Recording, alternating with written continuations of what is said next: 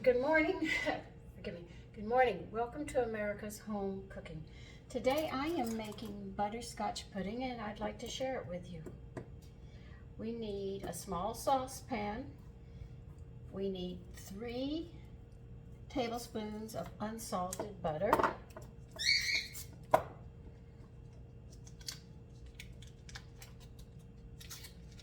And they want us to put it under a low heat in a heavy saucepan bottom, which I have, and melt it.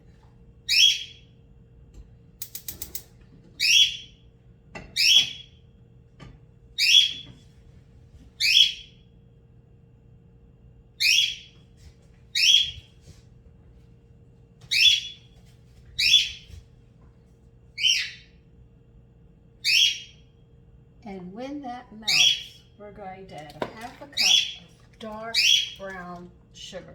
A lot of people don't know it, but the flavor of the butterscotch and the color and all comes from dark brown sugar.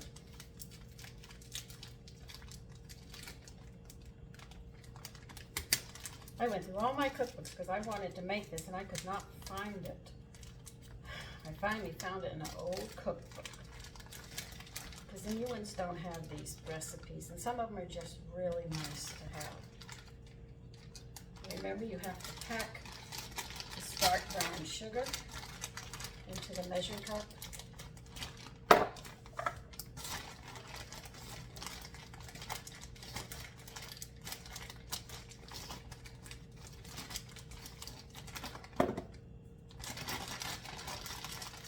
You don't want the butter to burn in this, so be very careful when you're melting it.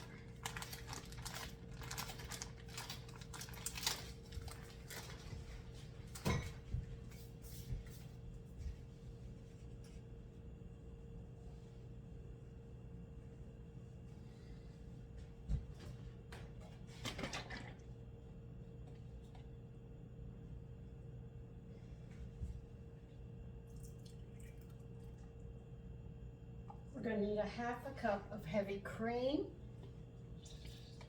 when we get to that point. That's what you just saw me pour.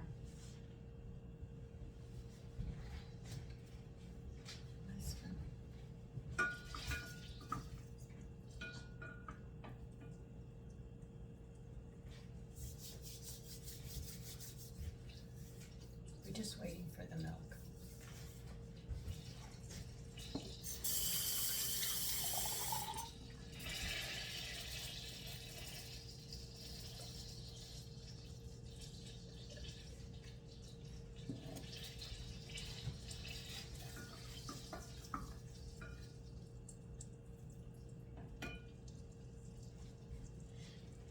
Well, as soon as that butter melts, I'll be back. Okay, now they want you to add the dark brown sugar, and they said cook, stirring until melted and bubbly.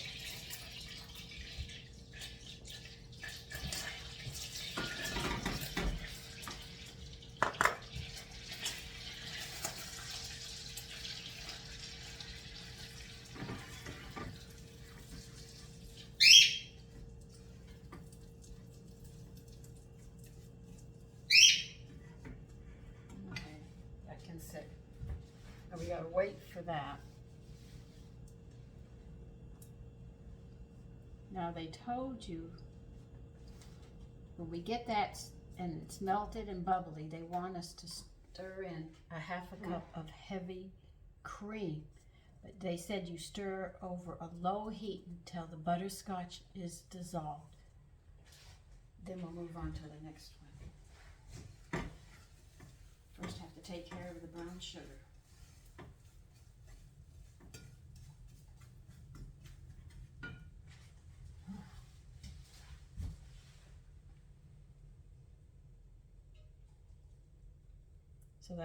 So the brown sugar is gonna get bubbly, okay, and melted. So when we get to that point, I'll be back and we'll take care of the heavy cream. Okay, we're gonna add the heavy cream, which is a half a cup, into the butter and the dark brown sugar. And under a low flame, we're going to continue stirring this until it's all melted.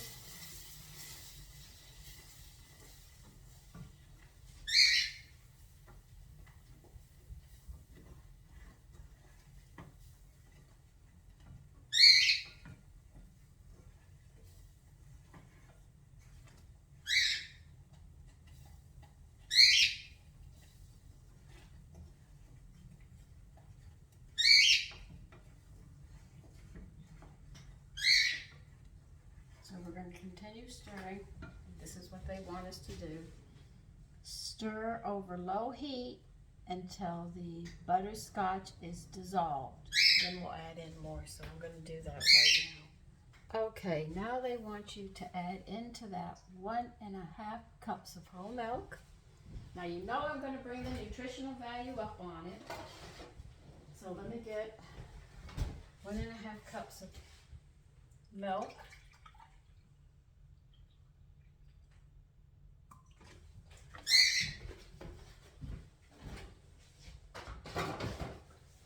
And I'm going to add 2 tablespoons of powdered milk. You knew it was coming.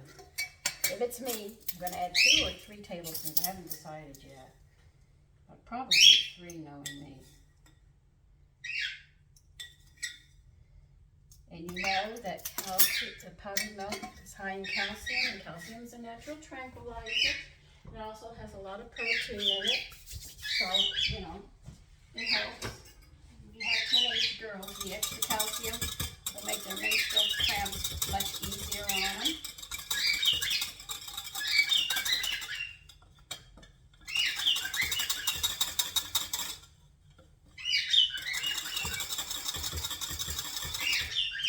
And to this milk, they want us to add a heaping 1/4 teaspoon salt. Now, when they say heaping, they don't mean mound it up like that. They just mean it's just going to have a little hump on it, and that's all.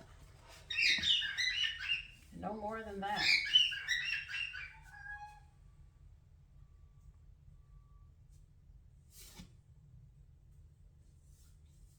I'll show you. I'll get close enough so you can see what a mound looks like. When they say a mound of salt, they mean it like that. You see, it's just a little mound. That's all you want. Nothing more added to it. We're going to add it back in here, pour it in here.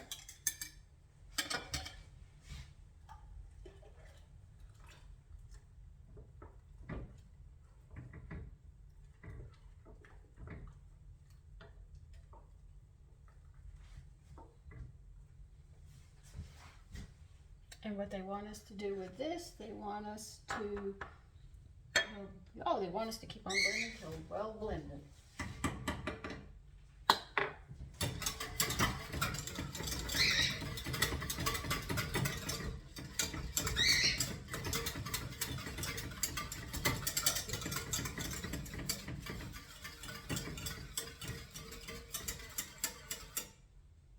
Okay. They want us to, seems we have to bring it to a boil.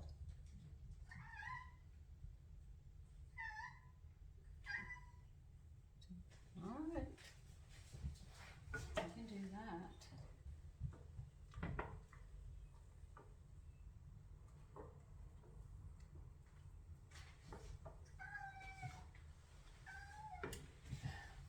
You know, I hate it when I get recipes that leave me in the dark about what they want. Remove from heat and let cool to barely lukewarm. All right. You can sit on the burner. I'm going to turn the heat off though. And you're going to need a tiny bowl for the next step because they want us to add 3 tablespoons of cornstarch and 3 tablespoons of cold water into this little bowl.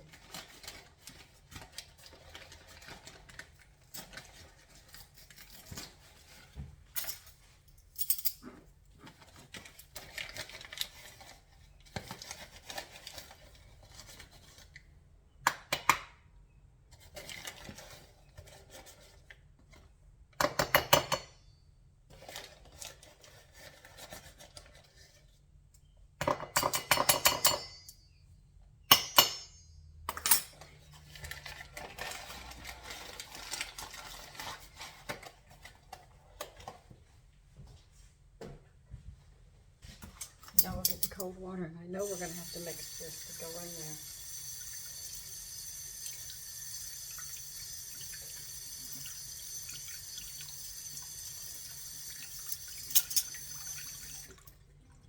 Need to get a fork to do that.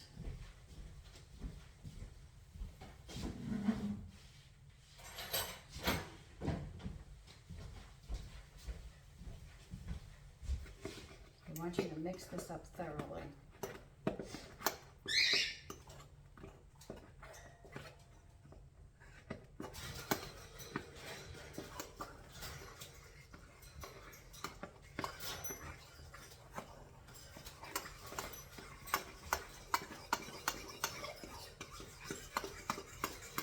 Alright, once you get this completely smooth, like this, and you get all the lumps out of this, they want you to pour it into the milk mixture and cook over a medium-high heat until the mixture begins to thicken. Then reduce the heat to low, stirring briskly to bring to a simmer and cook for 1 minute.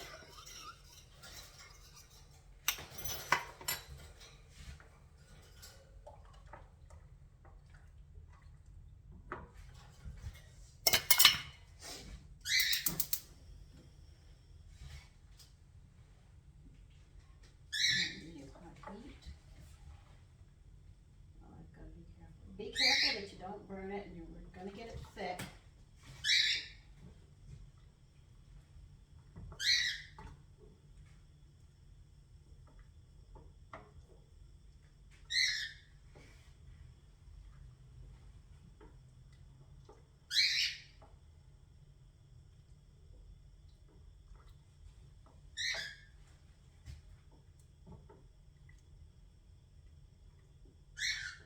Now, I always serve my pudding in small little containers, but they state that you can. I'm going to just read what they have here. You can use, have ready a 3-cup bowl or mold, or 4, 5, 6 ounce cups. Okay? And now if you're going to make a mold out of it, they say oil. Hold on a minute.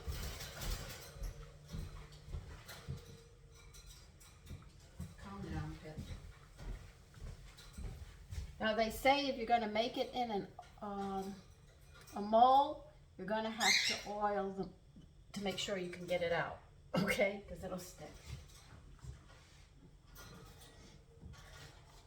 I'm just going to put in small little individual servers, and I'm going to fantail the strawberries and put the strawberries on the side. I'll show you how I fantail.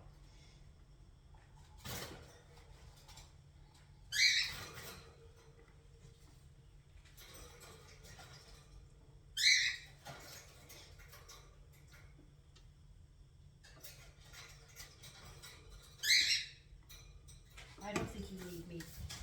Watch me stir. When it's ready, I'll come back. When it comes to a boil, boil it 1 minute. I'm doing that right now.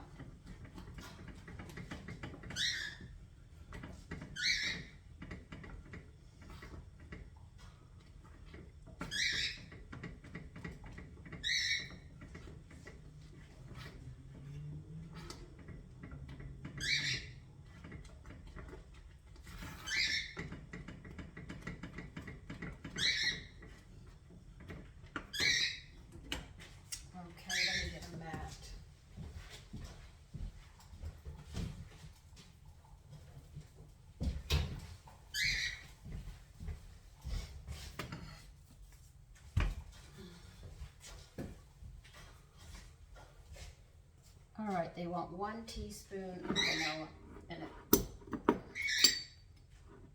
Where did I put my measurement?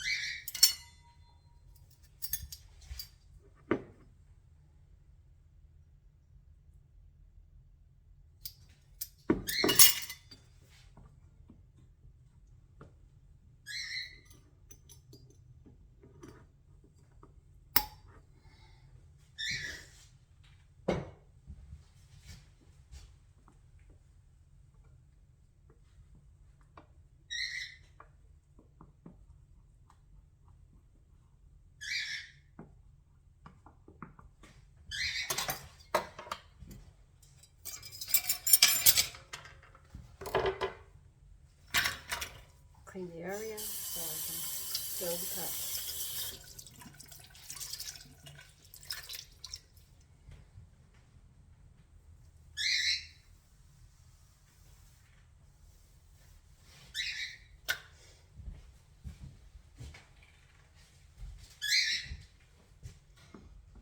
Smells like butterscotch.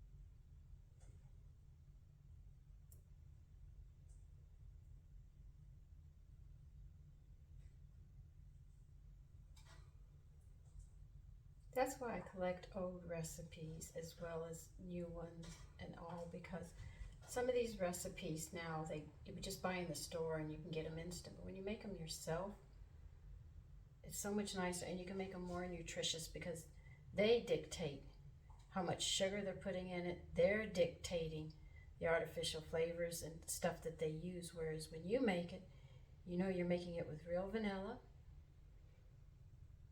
And you're making it more nutritious because you add the powdered milk into it, which you can do, which they won't do. So it's nice. And your family will love them more because you make them. That's what we used to brag about as children. Whose mother was the better cook? Well, my mommy did this. Well, my mommy did this. But they're very proud of you. Even your husband will, or your mate will sit there and brag because he'll be proud. If it's not a ho-hum dinner, then they sit there and say, it's homemade. When you see your family and they're happier and stuff, it's a good feeling. Now you know I'm going to lick the spoon because I love butterscotch. All right, let me put these aside and I'll show you how I fan strawberries, fantail strawberries.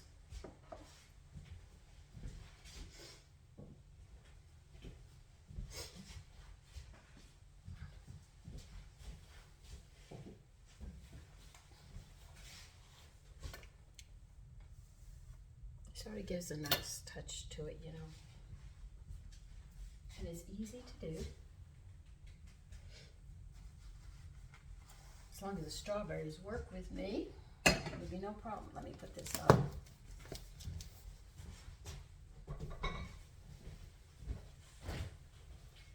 I have to get them out of the refrigerator. Okay.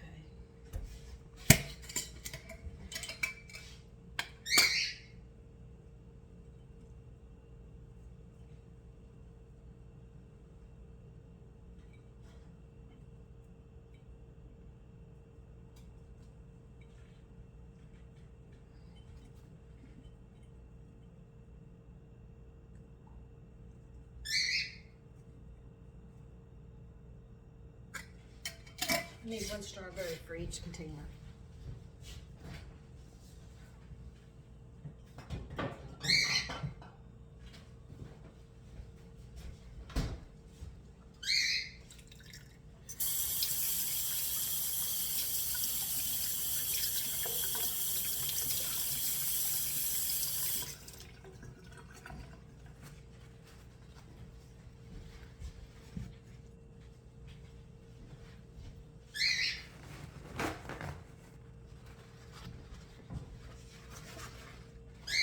I want them a little dry when I do this.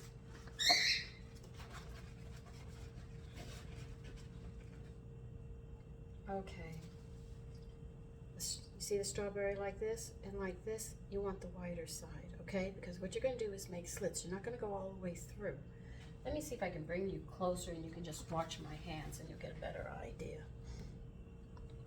And I'll pull you down where you can see more of what I'm doing. Let's see. Okay, because I'd really like you to see what I'm doing. All right, I'm going to take the wider side and put it down here. And what you're going to do is you're not going to go all the way up there. You kind of just cut like slices.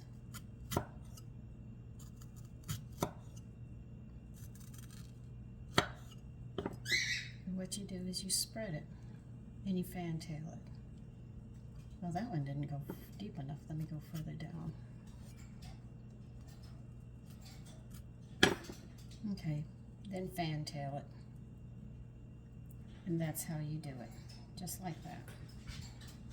Let me get some more done. Here's another big one. You want the wide side down.